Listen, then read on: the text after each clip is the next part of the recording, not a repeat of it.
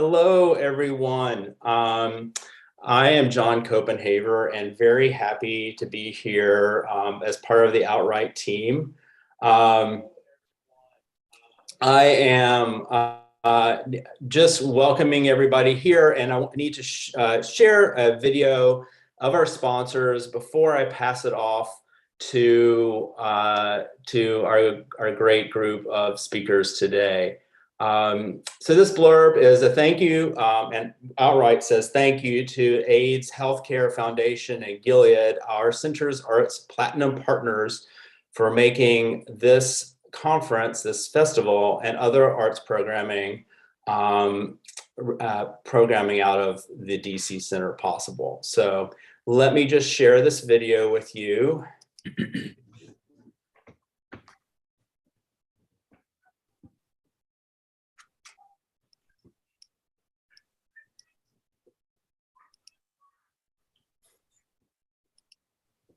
Sorry, guys, just a minute.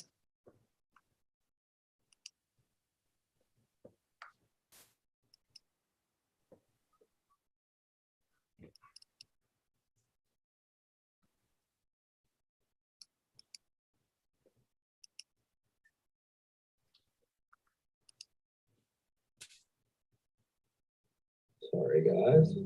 My name is Paul Ramos. I'm an MA, medical assistant TCS2, and I've been in a company for 5 years. I choose to work in AHF to carry the heart and soul for my dad. My late dad, he was diagnosed with HIV and AIDS. Every time I see a patient, I know that he's looking over me, and he knows that I did it for him. Buenos días, mi nombre es Cary Jiménez y soy la manager de prácticas de la oficina. To carry the heart and soul for my dad. My late dad, So what has he was surprised me more diagnosed with about the HIV company culture and is AIDS. my manager Every time I taking see a her time patient, to I know really that train he's me looking one-on-one, over making me, sure that I and he knows that understand and I do the job that I need to do as a Hi, my name is Phillis Sandy. I'm a non-medical case manager here at the Cajun location. Choose to work at AHF because it is a phenomenal company. The company allows me to. Okay, guys, sorry, I'm having some technical issues. I got to figure that out. I'm going to let us move on. Sorry about that. Well, Carrie, I'm going to give the programming over to you and step into the shadows a little bit here. Thank you, guys. Thank you. Okay, great, thanks. Good effort. Yeah. Good effort. It's a little complicated with lots of buttons and things I'm trying to figure out. I'm not a tech expert, but it's all good. Wow. So hey there. Good morning, good afternoon, good evening to everyone out there in TV land, wherever you are, whatever time it may be where you are. My name is Carrie Johnson, and I'm the moderator of this panel. I want to start by thanking the organizers at OutWrite, who've been putting this conference together for so long, and creating a space for queer writers when there was no space, or when the space was very limited. So we're grateful for that, and hopefully next year we can all meet in person.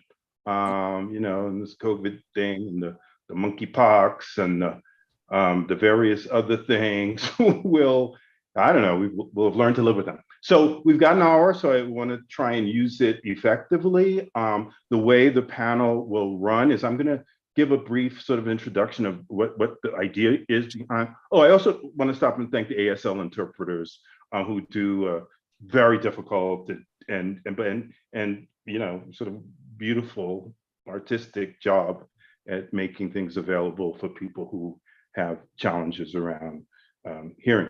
So I want to do a brief introduction about what the panel is about. I want to then introduce my panelists. Then I'm going to ask each of the panelists, including myself, to read a brief excerpt from some of their work that sort of exemplifies what we're trying to talk about.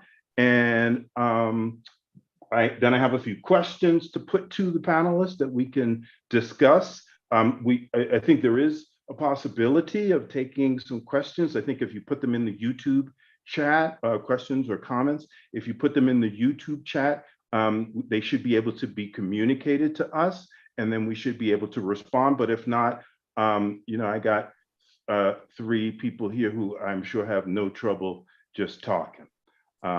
So when I heard that OutWrite was looking for some folks to put together some ideas for a panel, and I thought to myself, well, what do I want to talk about? What's important to me in my life and my writing right now?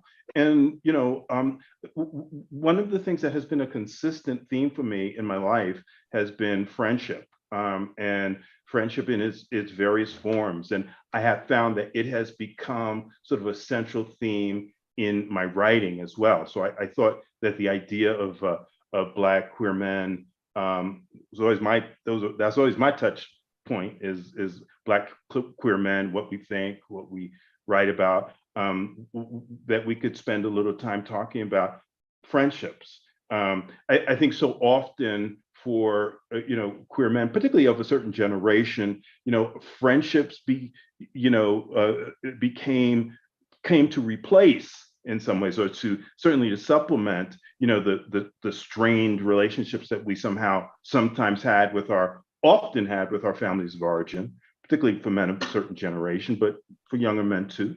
And so friends became like families to us. And lovers in my life, lovers have come and they're gone, but I think a few of us on the panel are long-term partnered.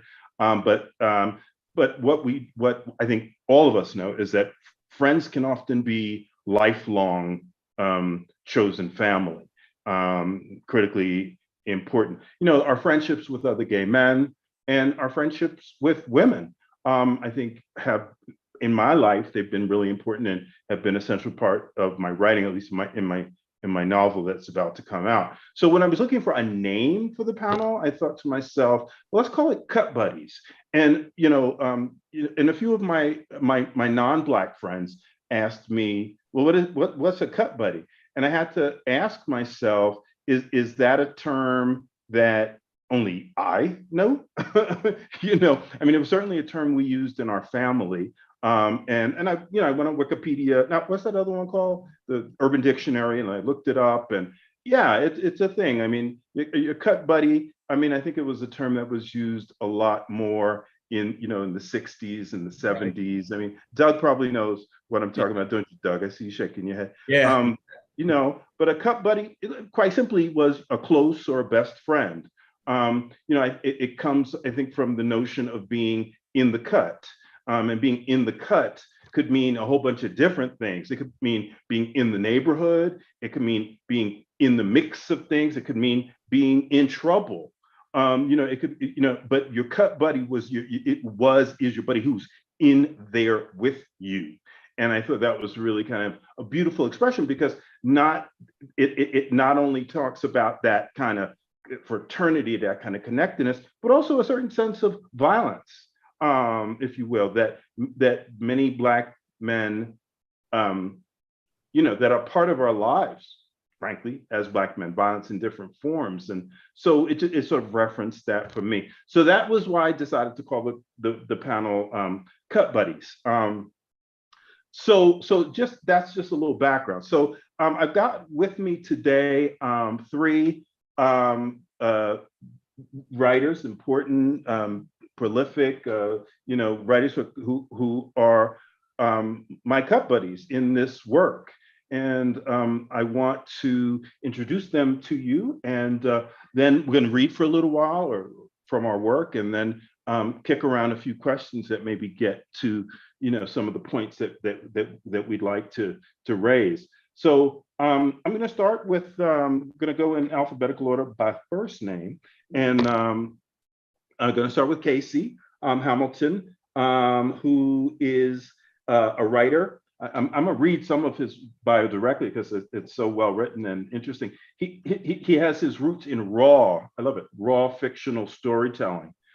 He's a native of Baton Rouge, a graduate of Southern, congratulations, A&M College, and he now writes from Atlanta. And I know he writes from Atlanta because I follow him on Facebook and I see him jogging a lot. Often shirtless. So keep it coming. I'm gonna get you back to this. Keep it coming. After briefly working as a freelance copywriter, Casey followed his passion for creative writing with his 2013 amateur debut as a YouTube content creator for the web series The Judies, which I went and had a look at, and it's like super fun. He's the author of the novel Men After 10, which I loved. So thanks for joining us, Casey. Our second panelist is Doug Cooper Spence, who's, and when I use the term prolific, this brother is prolific. He writes and he writes and he produces and he supports other writers. I mean, his most recent anthology has some beautiful work in it by a number of I think mainly Black and queer writers. So and that's you know, such a contribution. Doug was born in '54. He wrote it, so I'm reading it. In Ohio, in a small all-Black city that counts Nikki Giovanni, my favorite poet of all times, and the Isley brothers as hometown folks. Those are good company. He's the author of This Place of Men, People Like Us, Leaving Gomorrah, which is a trilogy, A Letter to a Friend, Ella Pruitt, for which he was a finalist for the Phillis Wheatley Book Awards, and Gather the Bones. And his most recent opus, which is A River Runs Beneath Us, Voices and Writing from the Griot Book Project. He's working on a novel and 2 screenplays. And last but not least, Jubi Arriola-Headley, who describes himself as a Black queer poet, a storyteller, a first-generation United Statesian, the son of Bayesian immigrants, and the author of the poetry collection, best name ever for poetry collection ever, Original Kink, in lowercase, am I right? That makes it even harder. Which was published by Sibling Rivalry Press. He's the recipient of the 2021 Housatonic Book Award, 2018 PEN America Emerging Voices Fellow, that's important, holds an MFA from the University of Miami, and has been involved with the Malay Arts Colony, the Fine Arts Work Center. Me too, we should talk about that sometimes. The Palm Beach Poetry Festival, Lambda Literary, and the Atlantic Center for the Arts. His poems have been featured in Lit Hub, The Rumpus, Nimrod, and the Washington Square Review. He lives with his husband in South Florida on Tequesta and Seminole lands. I like that he says his work explores themes of masculinity, vulnerability, rage, tenderness, joy, all things we'd love to be able to talk about today. So that's my really wonderful panel. And I think with no further ado, I think, Casey, if you don't mind, I think we're gonna start with you.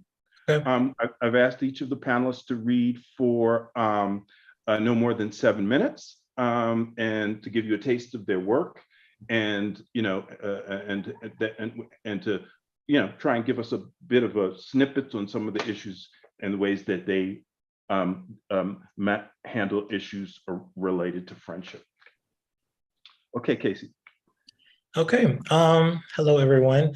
I'm going to be reading from my book, Men After 10. Can y'all see it? My book, Men After 10, which is out now on Audible, Amazon, pretty much everywhere books are sold online.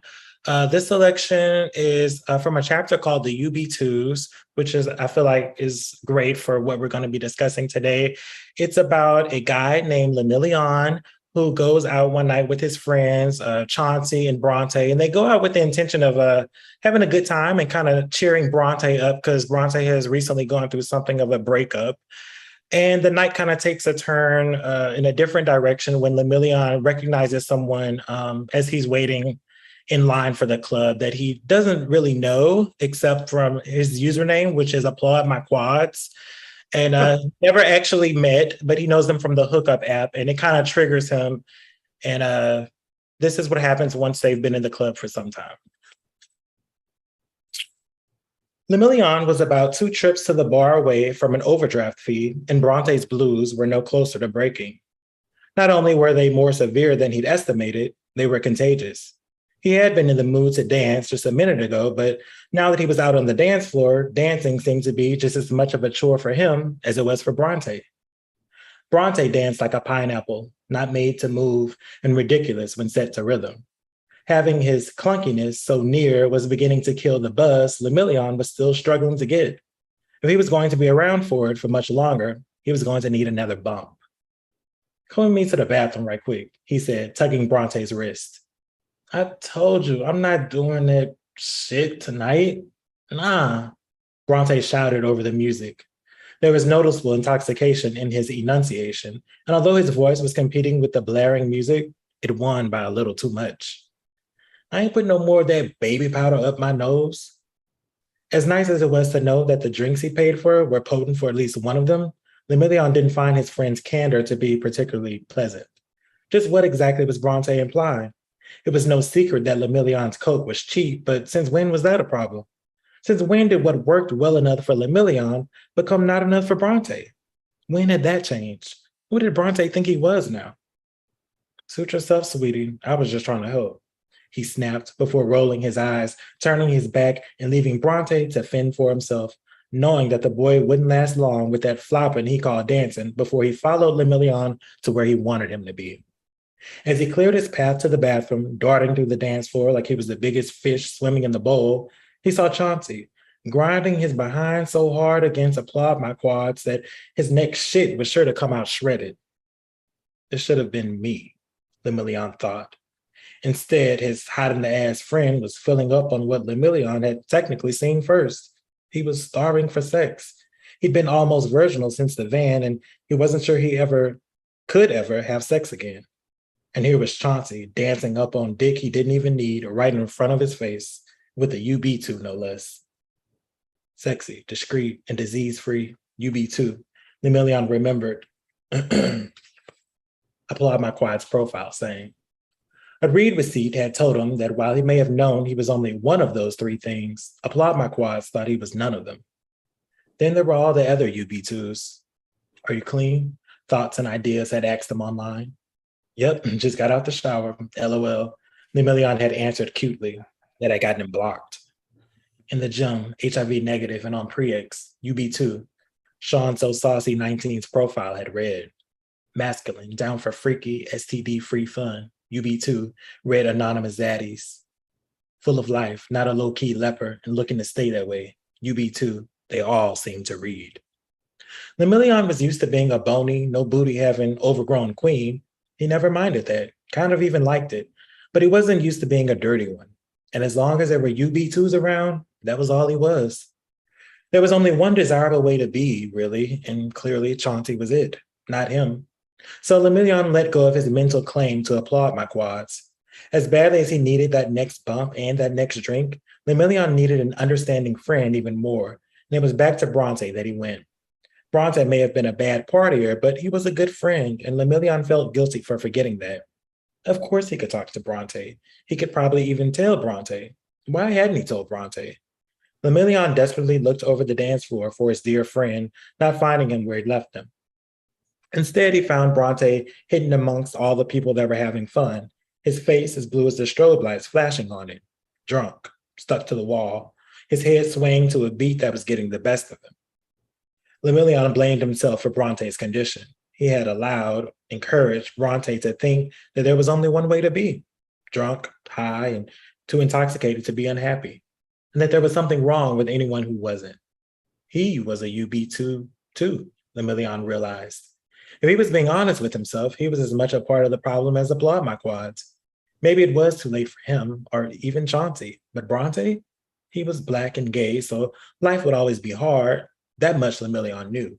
But maybe, he hoped, it wouldn't be as impossible for Bronte to have a better life as it was for him. Lemillion made his way over to Bronte and placed his hands on his friend's shoulders, bringing his haphazard movements to a halt. Leaning down, Lemillion spoke directly into his ears in a voice that Bronte had never heard before. "You need to leave before it's too late," he said like someone's mama. His direction was clear, his sentence was complete, and left no room for questions. Still, Bronte's glazed eyes looked up at Lemillion for further clarification. Lemillion hoped he'd understand from the first off, and that even in his inebriated state, Bronte would read in between the lines for what Lemillion was just starting to understand himself. Bronte needed to find and follow his own way through this twisted world so that his idea of life didn't begin and end here, in places like this, like it did for him and nearly everyone else he knew. "Don't you have to write in the morning?"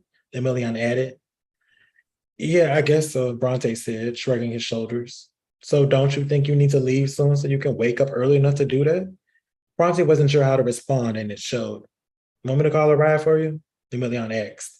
His offer of paying for his ride home and reasons to end the night early startled Bronte because in 5 years of Friday nights, he'd never heard either of them before. No, Bronte started, somewhat awkward, but somewhat aware. I got it. I got it. Lemillion needed to believe that just as much as he needed to believe that there was some other way of getting to that place in life he'd been trying to get to that wasn't dark or dangerous, even if he didn't know of any. He liked to believe that there was one, though. And so Lemillion believed that Bronte could and would find that way on his own. They didn't say goodbye, they only sensed it. Finishing his drink in one final gulp, Bronte put it down, along with any pretense of having any reason to stay here any longer than he already had, and headed to the nearest exit. The Lemillion Bronte was leaving behind, carefully watching him work his way through the horde, making sure he got out safely, was a stranger he wasn't sure he would ever see again. As for Lemillion, he could only hope that Bronte never found his way back here again. Maybe when he got his next paycheck, they could go to one of those fancy art festivals Bronte was always talking about. But rent would be due next payday, so he pushed it back 2 more weeks after that, until he remembered that the payday after that was a holiday weekend with 3 whole days to party. Then it was rent time again soon after. Lemillion realized that with the way his paychecks alternated between barely surviving and budgeted thriving, the day he'd be free to see Bronte again was so far away, he could no longer see it happening at all, and it made him quite sad. "Bronte," Lemillion called out in a clear voice that penetrated the loud music. "Right good, bitch." And Bronte, smiling back, took the words with him on his way out. Wow, Casey, do you have a copy of the book? I do. Can you hold it up? Yes. Okay. Can you see? Okay. Hold it up some more. Man After 10. Man After 10, available at, OutWrite has a bookshop loyalty page. Buy it. Wow, I'm not gonna, comment, well, I am actually gonna comment on every reader briefly. I'm not trying to summarize, but I'm loving this. He danced like a pineapple. I was like, my God, Yeah. you're kind of like, you shady. But you really shady. I mean, that's high shade.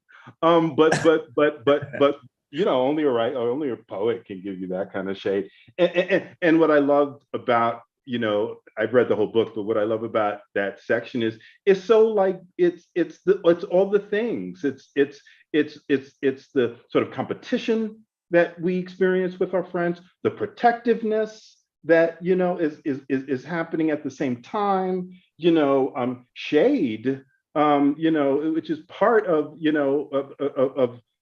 so many friendships between Black men, Black gay men. Intimacy, keeping secrets, sharing secrets, like all the things. It's not an easy path to get to those places of support and love, but without giving away the end. Your characters certainly managed to do it. So thank you for that, and congratulations. So next we're going to turn to Doug and ask him to share some of his work with us. Okay. This piece I'm going to read is from a short story called A Perfect Night. and it appears in my collection of short stories, Gather the Bones. A Perfect Night, it's sort of similar to Casey's story in a way. It's about 4 Black men who go out for a night on the town. This is in the 1970s when I came out, and while they're out on a night on a town, the night takes an unanticipated turn, which calls into play their friendship and their bond. So this is an excerpt from A Perfect Night. The bar was becoming so full that most of the tables had already been taken.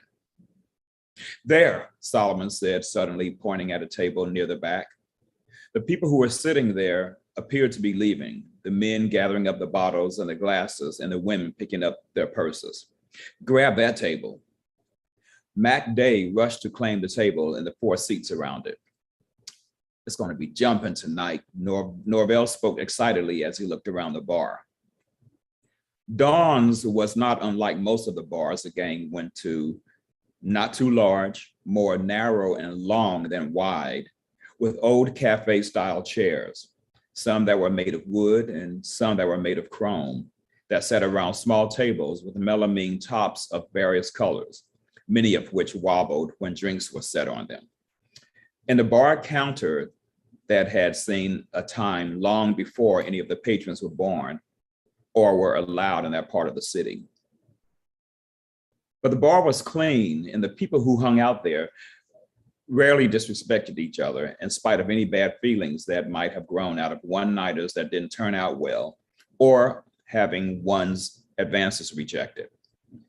The only feelings that were hard to overcome were the ones of having been used by trade who stole from you after they had let you give them head, or after they had fucked you, or from someone who had to stand by and watch as someone else grabbed their intended catch of the night. It was these differences that sometimes boiled over into fights. But the fights were usually immediately quelled by the other patrons who simply wanted a fun night out. And if they weren't able to stop the fight, Arnold would intercede and the transgressor would find themselves ejected from the bar and possibly banned. No one wanted that, or the beating Arnold might put on them. So, like many of the bars in that part of the city, the nights turned out the way everyone wanted and needed for the weekend. The gang sat at the table, talking, drinking, listening to the music, and taking in the scene. I always liked that brother over there, Clifton said with a slight nod towards a guy standing in a group of men and women by the bar. The others at the table took turns looking discreetly in the direction in which Clifton was referring. Which one, Norvell said. The one with the flowered shirt. Oh, him, Solomon said with a shrug before turning back to his drink. Frank. Yeah, Frank, Clifton answered as he continued looking at the man. Someone told me that was his name. You didn't have him? Child, too much meat for me, Solomon confessed. Guess that's a yeah, Mac Day answered. Solomon shook his head as he spoke. Child, I had to cut that night short. Then he leaned into his friends to bring emphasis to his words. And now the bitch act like I was the one did something wrong that night. Now he won't even speak to me. That's how they are, Norvell said. Mac Day grinned. I wouldn't talk to your ass either if you're going to mess my night up. Clifton sighed and continued to look at the man. Bruh, Mac Day called out as he snapped his fingers in front of Clifton's face. Come back down to earth, man. Damn. Child, you must not have taken care of your business before you left out, Solomon said with a sheepish grin as he looked at Clifton. We did, Norvell confirmed. Wait, together? Clifton shifted his attention suddenly to Norvell and Mac Day. Man, I done told y'all, Mac Day defended. We roommates. It's like something folks don't seem to understand. Me and him go way back. Norvell and Mac Day did go way back. They had been friends since they were kids. Even before the night Mac's mother stabbed him with the paring knife that she told the doctors she'd forgotten she had in her hand when she went to smack him for talking back to her. For the doctors, her explanation was good enough for what might happen in a Negro household, so there were no further questions asked. The doctor patched up Mac's shoulder and sent him home with his mother. The next day, which was a hot summer day, Mac played outside, running around with his shirt off, whooping and laughing, a blood-stained patch on the back of his shoulder, as if nothing happened the previous night. But to Norvell, the dirty patch with the brown stain never left Norvell's memory, and he remained Mac's friend over the years because of it.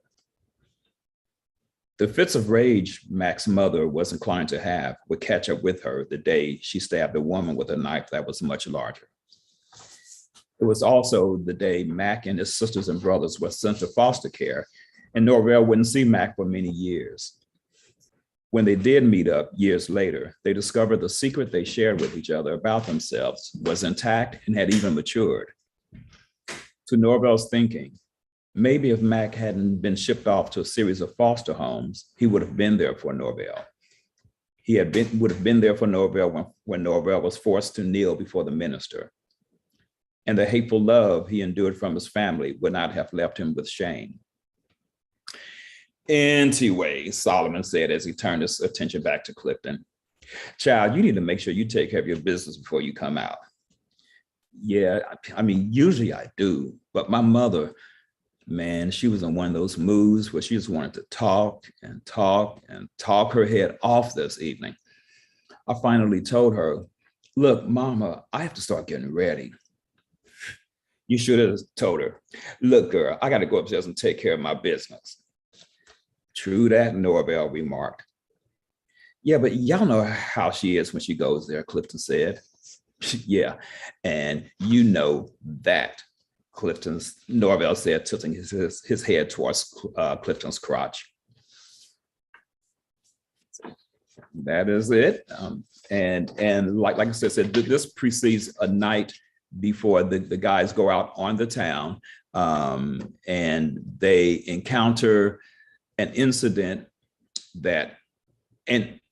of brutality, actually, and it tests their bonds, their friendship, and they all have to come together and make a decision what to do as Black men to protect each other. Yeah, man. Thank you so much. It was beautiful. And you really, hit it in terms of like the point that I was making in the beginning, that our families of origin can be troubled. She forgot she had a knife in her hand. Yeah. It was a small knife. So she claims she wasn't dealing with her own impairments. So, right. Yeah. Right. And so, you growing up in a troubled household, sometimes friends, usually are the ones that have the potential of saving you. Can they always save you? No, but that's often where the potential lies. And, if you're queer and you're alienated from family in those kinds of ways too. I find it very interesting that, what Casey read and what you read, and frankly, what I'm going to read a little as well, are all set in bars or clubs. And, I think that I find it very interesting that that's where our friend, once you get to a certain age, teenager or whatever, in New York, it was 15 and you can get into clubs, that's where your queer friendships lived. It's like I always said, that was our church. It was where we all communed, Right. Where we fought, where we, met people, where we, took people home, sometimes where we had sex. So like they went church. Okay. All right, now that's a new one on me. Okay, so Doug, we're gonna come back to this. This is beautiful. Thank you. Now we're gonna take a little bit of a turn towards a different type of writing. Juby is a poet, though I'm sure Juby writes. Well, I think actually what I saw that you're sharing is more of a prose poem, maybe, or I don't know how you want to. I don't want to be putting labels on other people's work. But so Juby, take it away. Thank you. Let me start saying two things. One, thank you so much, Casey, for this invitation. I'm so pleased to be here today with you and Casey and Doug. And Casey and Doug, thank you for your work. It's brilliant. And I'm always eager to discover writers I didn't know before, and I didn't know y'all before, but I'm happy to know you now. The other thing I want to say is I'm in upstate New York today, and this connection has been acting wonky. So I'm going to ask maybe Carrie, if I get weird in the sound, maybe you could just interrupt and tell me, and I would hear it. And I think what I will do in that case is turn off my camera, and hopefully the streaming will be better. But that all said, let me start now. Hopefully it will hold. My apologies. You sound fine right now. Yeah, great, yeah, good. Yeah, you do. All right, all the fingers crossed, toes, etc. Part of the reason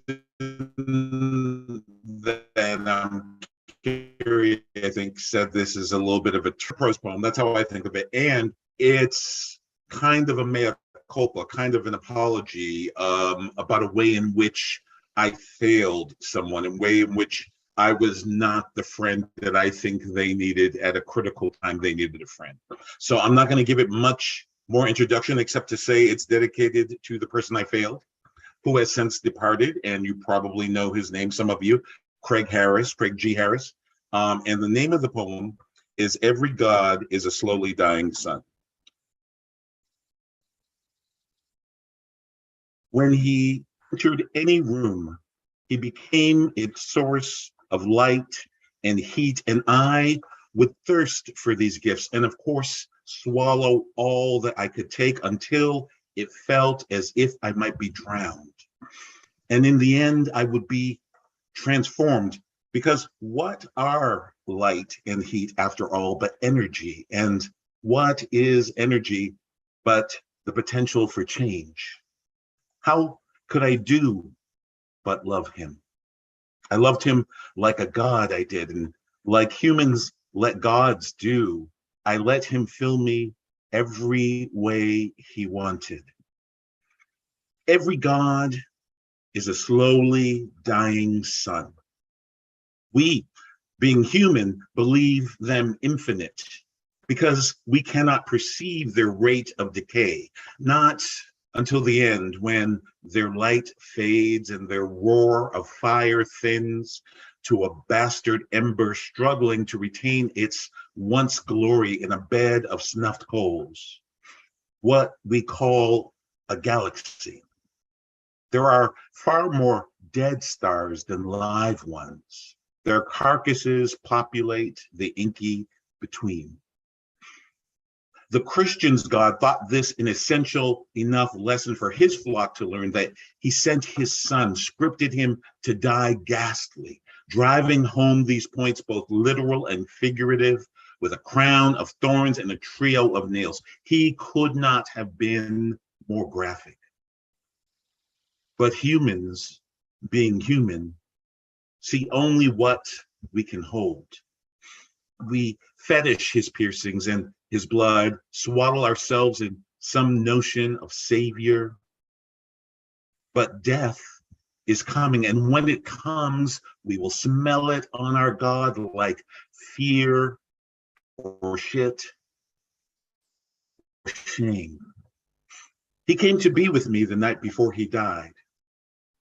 In this construction, let the night before signify not the minutes and months before he physically died, but the moment he was dead to me. And there, in the thick of his inescapable hurt, his immeasurable need, I could smell the shit on him, and I, being human, which is to say the villain in this story, I denied him, afraid of being bitten by the bug that was devouring him. Greatest villain in the Bible, a book lousy with him, is not Lucifer or Judas, It's Peter. Jesus withstood 30 days of Lucifer's taunts and an eternity of his inferiority complex. No sweat. Judas's kiss didn't brand Jesus, merely marked him momentarily. But Peter, who Jesus loved most of all, loved best of all of them, hear me tell it, Peter denied Jesus once, twice, 3 times in front of everyone. Does denial hurt less when there's no one to bear witness, or more? Thank you. Wow, that's good. I love your word choice. Yeah, that was powerful. Yeah, powerful imagery. I love the imagery. Yeah. Juby, I don't know what to say to you. You went so many different places, and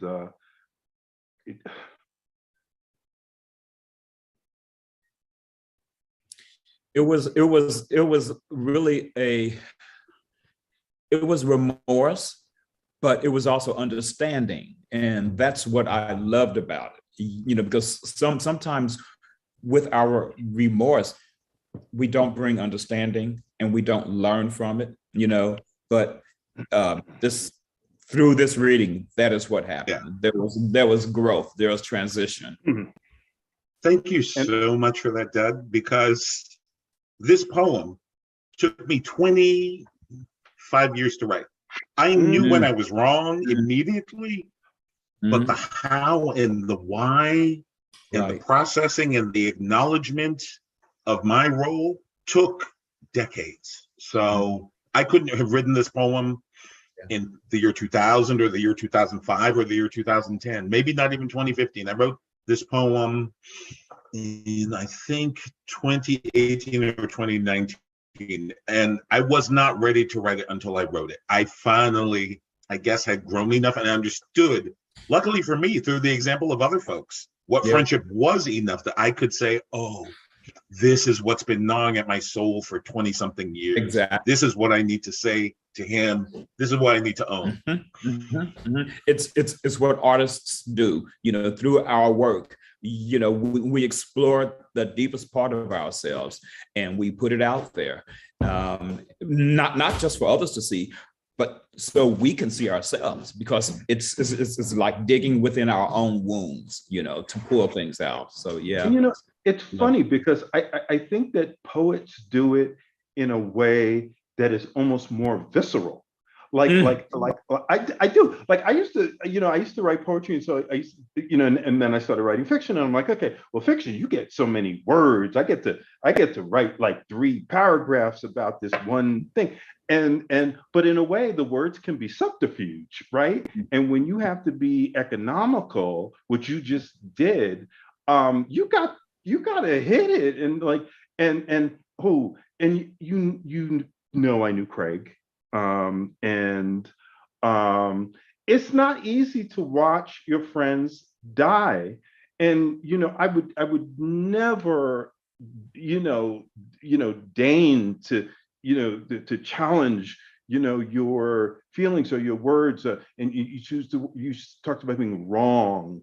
Like, man, if I started counting up all of the wrongness that, happened and that I did to people, I would, not be a healthy person. I mean, but you got to own it how you own it. And, but it's not easy watching your friends die. It's not easy not having a chance to call somebody up 10 years later and say, you know what, I was a bitch to you, or I was, you just have to work with the wholeness of your relationship. Anywho, I mean, after all that, I'm not sure I really want to read, but I'm gonna, because I got a book coming out too. Do you have Original Kink handy? Do you have a copy? Can you hold it up?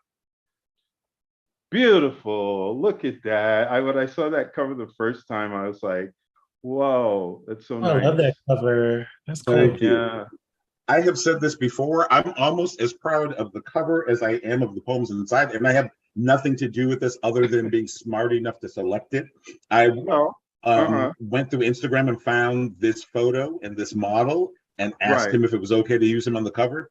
And he said, the only thing you need to give me is some copies of this book. And I was like, here's 50, here's 100, whatever you want. It was gorgeous. So I had to. And also, I think of it as a little bit of an homage. You remember Ceremonies, Essex Hemphill book. It has a cover of a new black men sort of doing that. And I thought, oh, this is my chance to be part of the lineage. So okay, well, you part of that. You part of the lineage.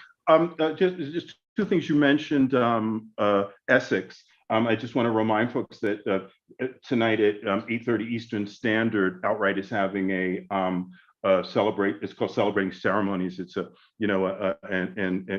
remembrance of Essex. So folks should tune into that. I was also reminded by the organizers that if anyone who's watching on YouTube has any questions or comments, they can put them in the chat and they'll be relayed to us.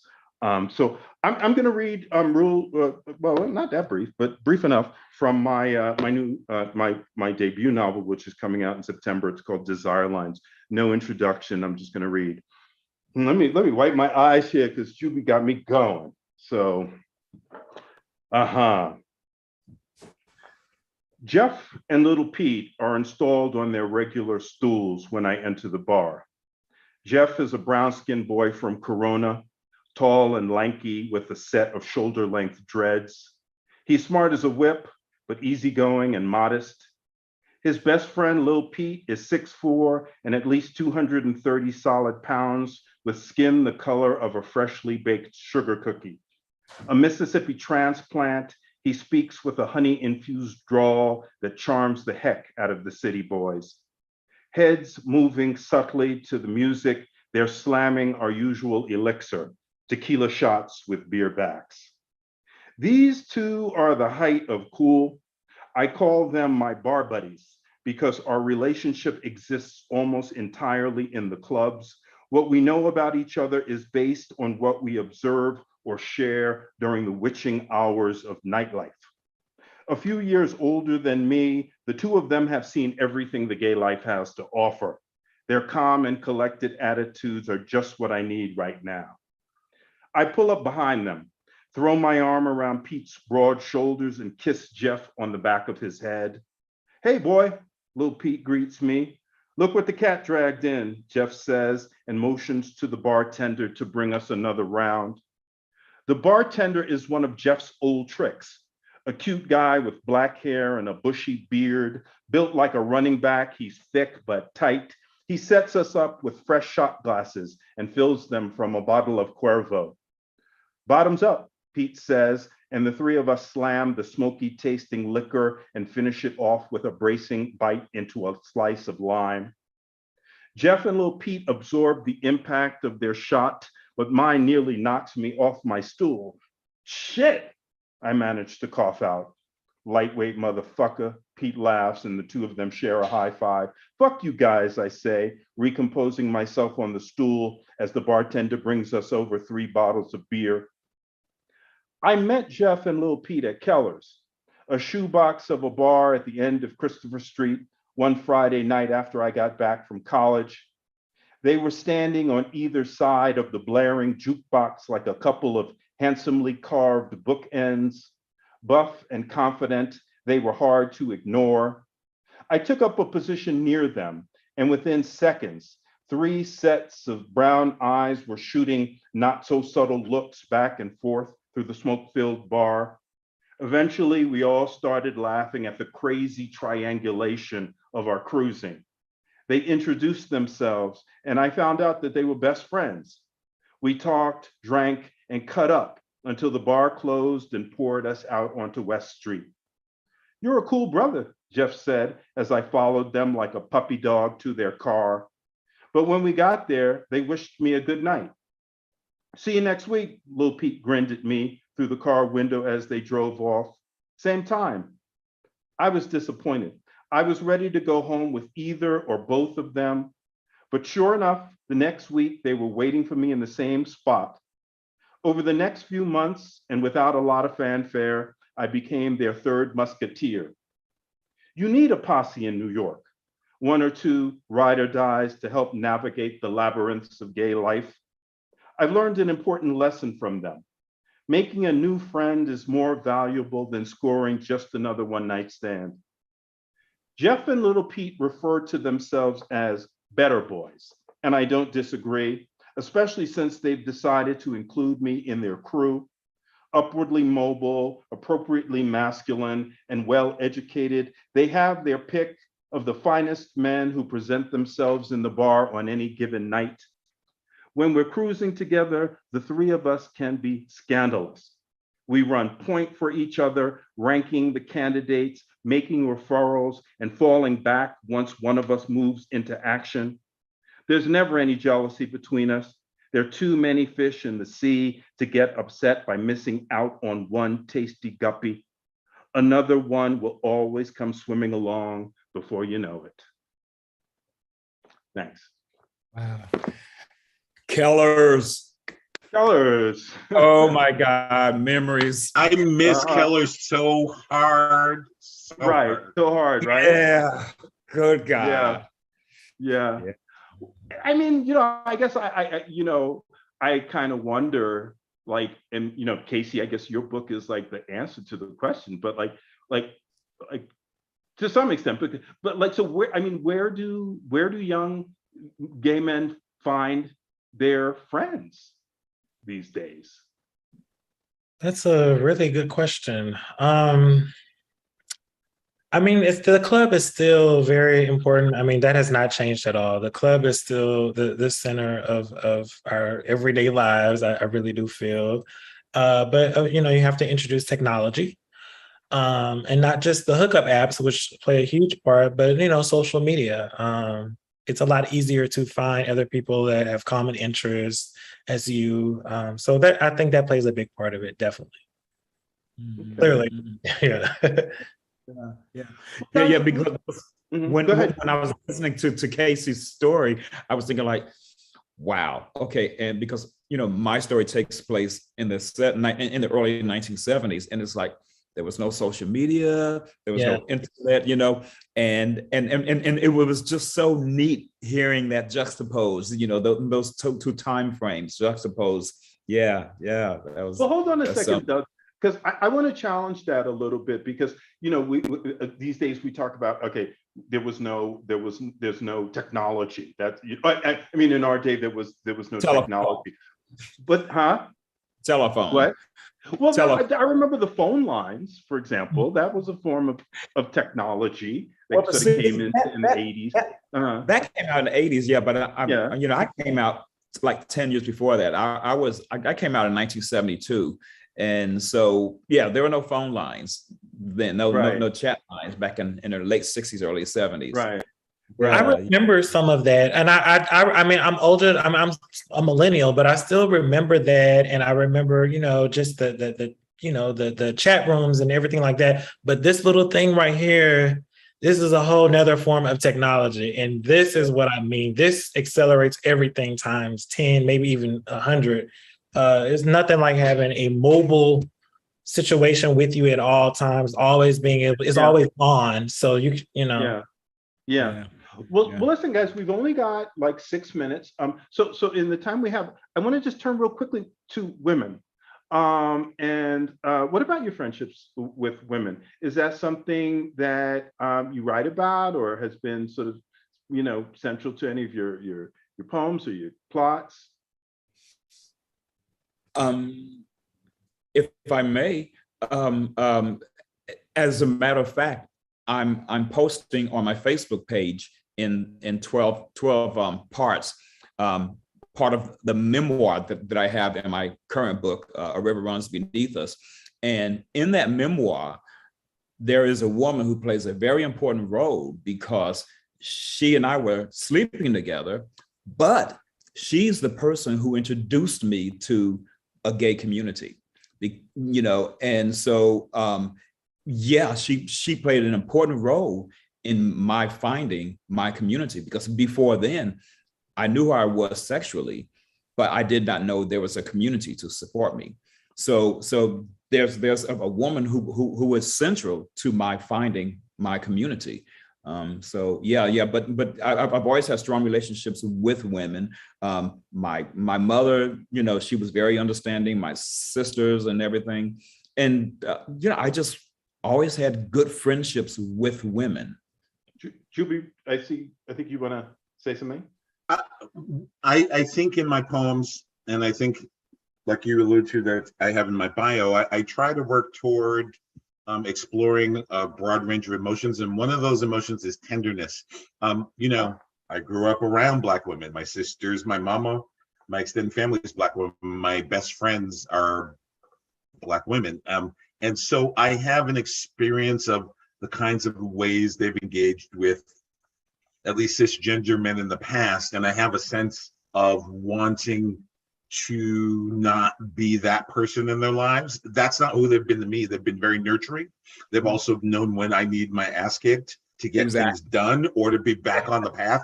They've been so, they've helped me in such a way that I want to try to be that person for them and other people. So they've really caused me to rethink how I think about what it means to be a man or even a person. So that impacts what I write about, how I write about it, and also how I try to live.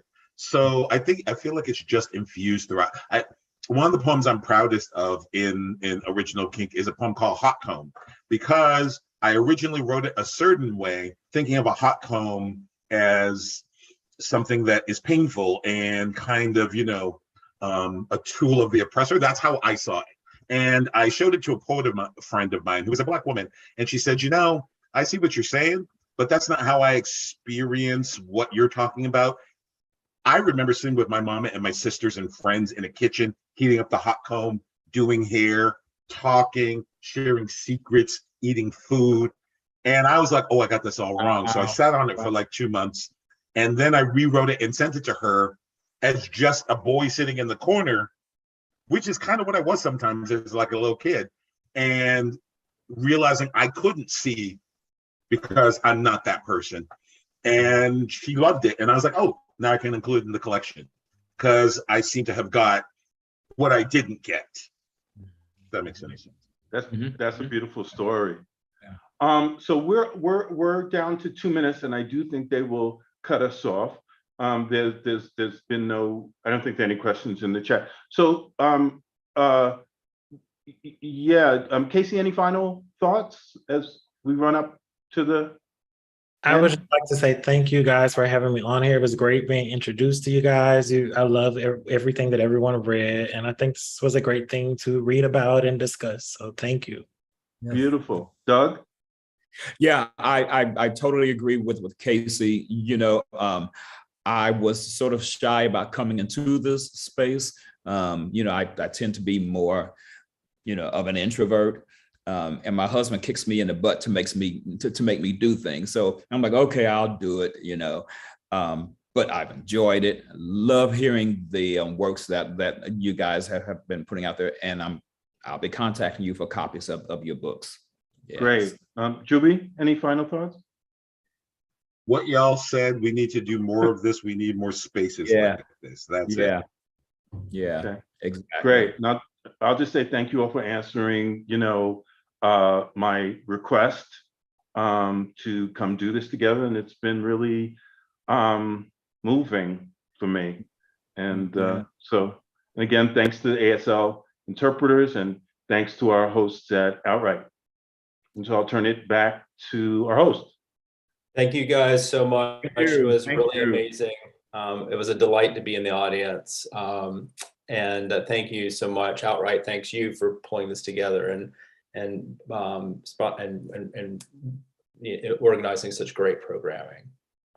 Okay, I will say goodbye. Please check out the other panels and events, and make sure that you check out these authors' books at bookshop.org. Take care. All right, take care. Bye-bye.